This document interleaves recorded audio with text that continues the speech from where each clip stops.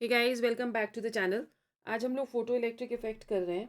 Photo electric effect is another important point जिसको club कर दिया जाता है हाइड्रोजन के साथ या बोहर मॉडल के साथ। And we get a question from this. So without wasting any time, let us go forward. We are starting today's class with a question. See whether you will be able to solve this. If you're not able to solve this, then this is the video for you. Okay.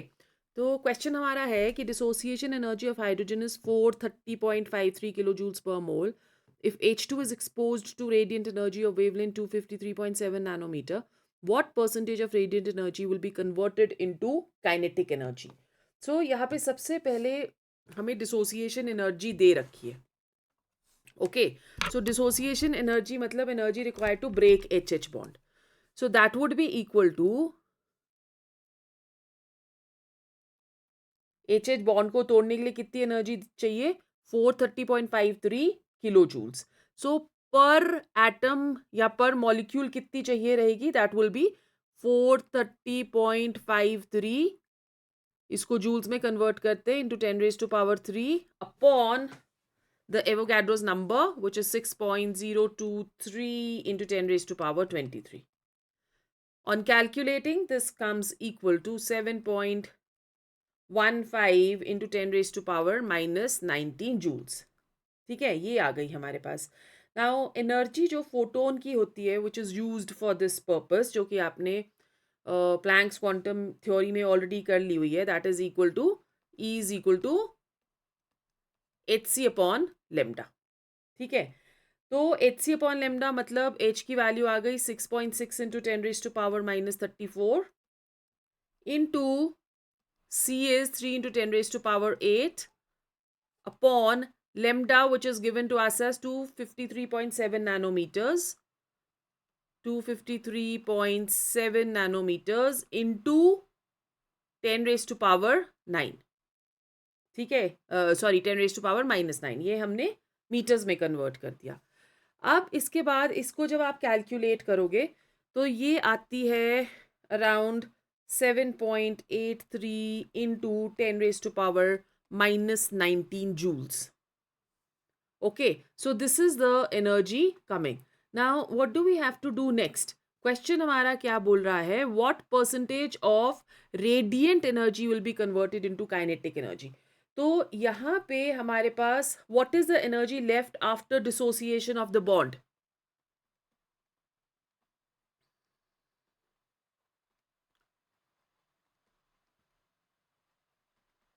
Energy left after dissociation, that is equal to 7.83 minus 7.15 into 10⁻⁻19.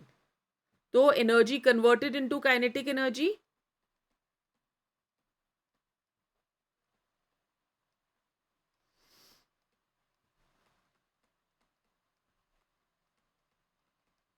that will be equal to 0.68 into 10⁻⁻19 joules. This is the energy which is converted, the difference is the energy which is converted into kinetic energy. अब percentage उन्होंने पूछा है तो percentage भी calculate कर लेते हैं. Percentage of energy used in kinetic energy, that will be equal to, ये काइनेटिक एनर्जी है 0.68 into 10⁻⁻19 upon total energy which is 7.83 into 10⁻⁻19, which is the total energy which we had calculated in our previous slide, E is equal to hc lambda करके. तो ये आ जाता है हमारे पास 8.68%. Right.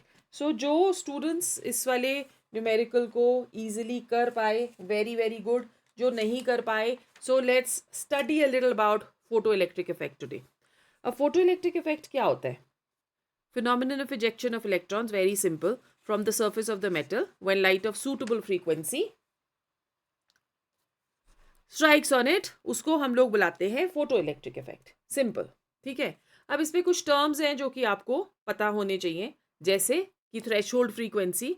What do you understand by threshold frequency? The minimum frequency of incident radiation to cause the photoelectric effect, that is known as threshold frequency, और इसको हम लोग डिनोट करते हैं by nu naught. ठीक है.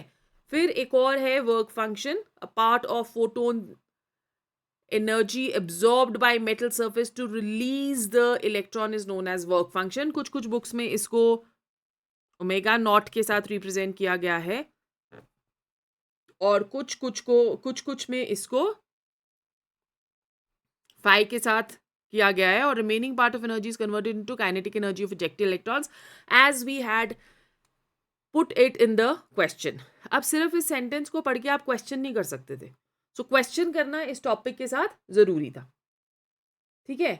नाउ ओवर हियर हम लोग क्या बोलते हैं कि work function omega that is equal to what. Generally work function को we take it as h nu naught, where h is the Planck's constant and nu naught is the threshold frequency. Now let's see what is the relation between kinetic energy and work function. जो kinetic energy होती है, जैसे कि हमने question में किया, that is equal to energy minus omega naught. Energy कितनी है? h nu minus h nu naught. यहाँ पे हम h ले लेते हैं common, nu minus nu naught. Right. तो यहाँ पे अगर आप काइनेटिक एनर्जी और वर्क फंक्शन का रिलेशन देखोगे तो आपके पास कुछ पॉइंट्स जो है वो आप इस रिलेशन से गैदर कर सकते हो. फर्स्ट पॉइंट क्या होगा कि अगर nu is equal to nu naught, then kinetic energy is nu is equal to nu naught, then kinetic energy will become equal to what? 0, and electron will not be ejected. Number 2, अगर nu की value less than nu naught है, nu की value less than nu naught है, तो kinetic energy आ जाएगी negative. Again electron will not be ejected. Finally अगर nu की value greater than nu naught है, in that case kinetic energy will become positive and the electron will be ejected. That is what the photoelectric effect also says. So if you're going on to the characteristics of photoelectric effect, kinetic energy of ejected electron is independent of the intensity of light. Number of photoelectrons ejected is directly proportional to intensity of light. Kinetic energy is directly proportional to frequency of incident light, and energy is equal to kinetic energy into work function, which is known as the Einstein photoelectric equation. Energy required to stop the ejection of electrons is given by EV naught, where E is the electric charge and V naught is the stopping potential. ठीक है. So ये photoelectric effect के characteristics है. अब यहाँ पे अगर हम लोग एक ग्राफिकल रिप्रेजेंटेशन देखें क्वेश्चन पे जाने से पहले, तो ग्राफिकल रिप्रेजेंटेशन भी हम लोग इसकी बहुत ही अच्छे से देख सकते हैं. याद है आपको क्या था? ओके, लेट्स से कि हमारे पास हम एक ग्राफ ड्रॉ कर रहे हैं between kinetic energy and intensity of light. Kinetic energy is independent of the intensity of light. Independent of intensity of light. So अगर आपको इस तरह से ग्राफ आता है और उस पर बोलते हैं कि अच्छा भाई ये क्या ग्राफ क्या डिस्प्ले कर रहा है, कि क्या बता रहा है, तो आप बता सकते हो कि kinetic energy is independent of the intensity of light. Then if you are plotting a graph between kinetic energy and frequency nu, ठीक है, तो यहाँ पे जब तक न्यू नॉट नहीं होता, थ्रेशोल्ड फ्रीक्वेंसी नहीं अटेन होती, let's say this is the threshold frequency new not, till this time there is no ejection. Once the radiation is of threshold frequency, then the kinetic energy that becomes directly proportional to nu. ठीक है. I hope I have made myself very clear. हाँ ठीक है. So let's go on to the questions of this section quickly. 2 questions हैं.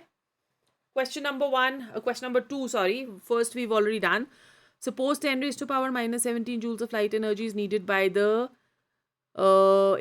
sorry, the interior of the human eye to see an object, how many photons of green light are needed to generate this minimum amount of energy? अब energy required to see the object कितना है? 10 raised to power minus 17 joules. ठीक है? Energy of the photon कितना है?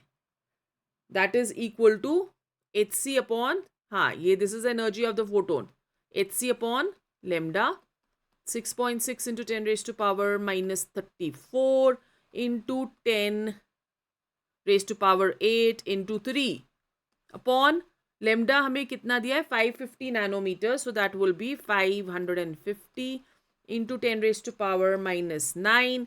So इसको calculate करके हमारे पास आता है 3.61 into 10 raised to power minus 19 joules. ये आ गई हमारे पास energy.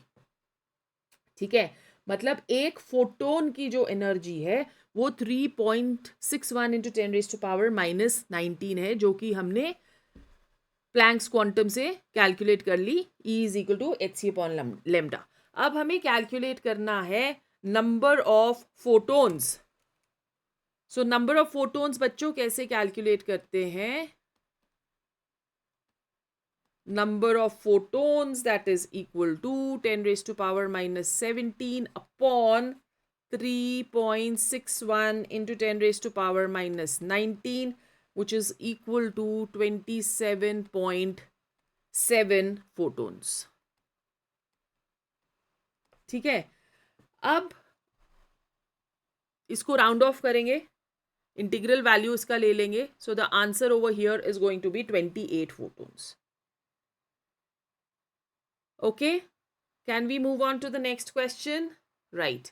So what is our next question is, a certain dye absorbs light of lambda 4530 Armstrong and then fluorescence light of 4080 Armstrong. Assuming that under given conditions 47% of the absorbed energy is re-emitted out as fluorescence, calculate the ratio of quanta emitted out to the number of quanta absorbed.